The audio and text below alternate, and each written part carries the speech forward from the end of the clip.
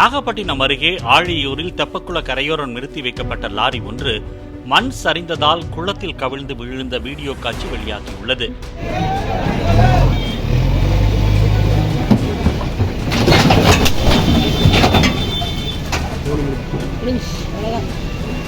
காரைக்காலில் சிலிக்கேட் ஏற்றிக்கொண்டு கரூர் நோக்கி சென்ற லாரியின் ஓட்டுநர் டீ குடிப்பதற்காக அதனை நிறுத்திவிட்டு சென்றபோது குளத்தில் சாய்ந்துள்ளது.